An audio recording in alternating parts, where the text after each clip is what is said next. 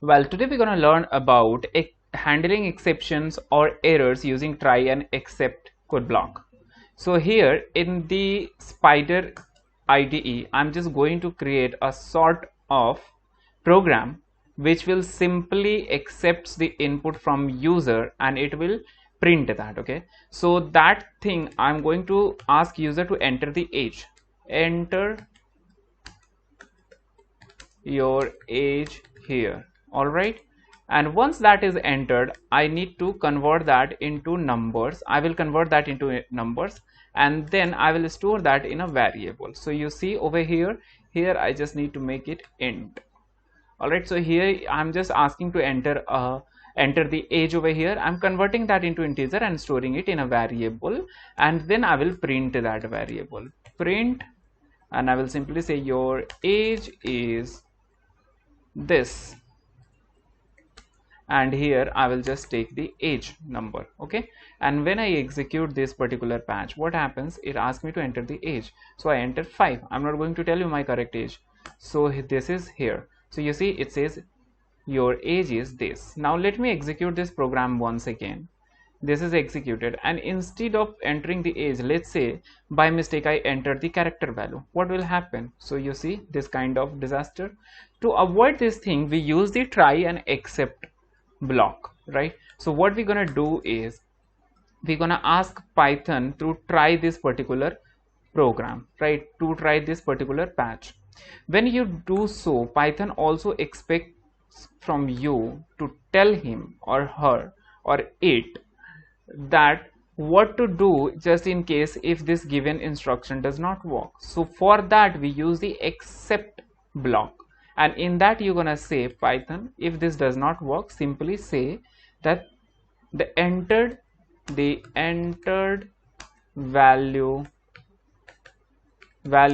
is not a number, right? So means there could be one error if user instead of entering a number enters a character string, then it will throw the error. So for that reason I wrote this particular thing, right?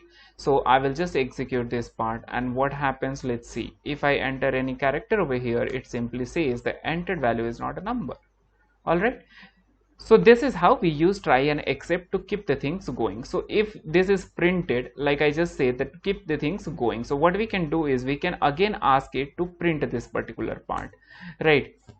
So what we can do is we can say try again, sorry, try again. So this time what will happen when we execute this particular patch, what will happen is we gonna enter we are supposed to enter the number over here, but just in case, let's say we entered character string over here. So what is it saying? It says the entered value is not a number, try again. So this time I tried it again, so it is done, it is sorted. All right, so this is how you can make use of try and except in your program. So this was the message which was supposed to be printed in case error occurs. What if there is no error? I'm just going to remove this thing as of now.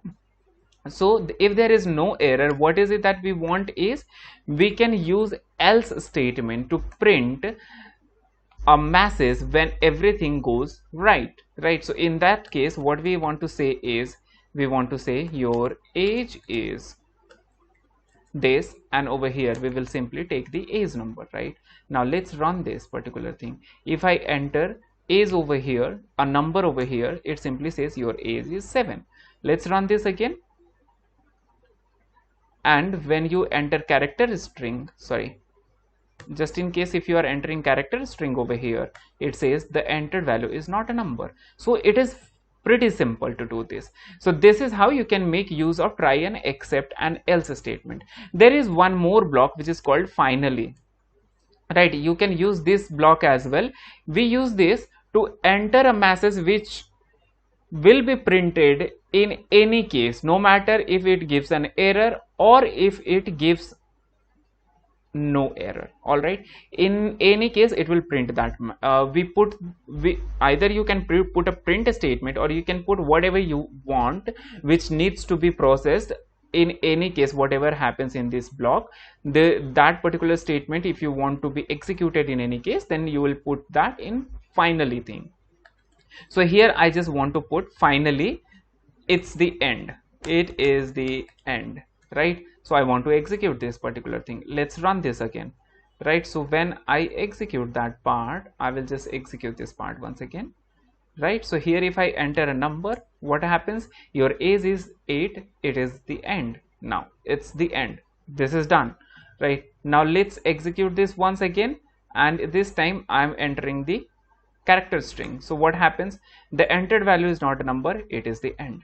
Now it's the end. So you see, in both of the cases, whatever you provided over here, that is getting printed. So this is how you make use of try, except, else, and finally blocks to keep your code working. This is very useful when you are writing some big programs. Now if you remember, in previous video I explained, when I was explaining you about user input, then I created this sort of application, okay? And here if you enter some sort of a string, instead of entering a number, it closes abruptly. So how can we fix that? So to fix that, what we can do is we can make use of try and except method, right? How can we do that? So let me just show it to you. So over here what we have is first number we are asking user to enter, right? So we can take help of try statement over here, try, and we can ask user to enter the first number, right? And what if this does not work? Then in that case we're gonna say except, let me make it a little bigger, and we want to say print, and we can say the entered number is not an integer, right? And then we again want user to try, we again want to give another chance to the user, right? So what we can say is we can say you try again, you can try again, right? So this sort of thing we want user to do. Now same thing we will repeat for second number as well, right? So let's say try, we want user to enter the second number, right? And then in case if something goes wrong, then what we want user to do is, not user, we want Python to do is just print this particular message, the entered number is not integer. So here I am going to say second number, or to make it more particular, what I'll do, okay, it is same, right? Oops, this is a little problem with spider, okay? So here again we want to give user another chance to enter the number, try entering the number. Once we get everything perfectly fine, then what we do is we will add this particular thing over here, and then we print the final number, and we ask user to hit enter to close this particular thing. Now let's save this, right? I will say testing, okay, test input, test, or let's say try except input dot py. So I'm saving this particular thing. Now I will go in this particular folder over here, and what I'll do is I will just pick this file and I will execute this. And here it is asking me to enter the first number. Let's say by mistake I entered the string value over here. What it says, the entered number is not an integer, try again. So I can try it again. I entered this value, enter the second number. Let's say again I made the mistake and entered string value.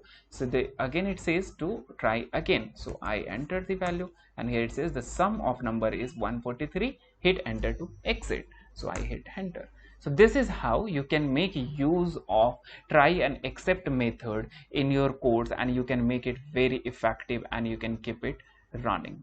Thank you very much for watching the video. I just hope that it was pretty clear to you. Just in case if you have any doubt, put that into the comment section. I will definitely try to solve that. Until then, happy learning. Wish you very all the best.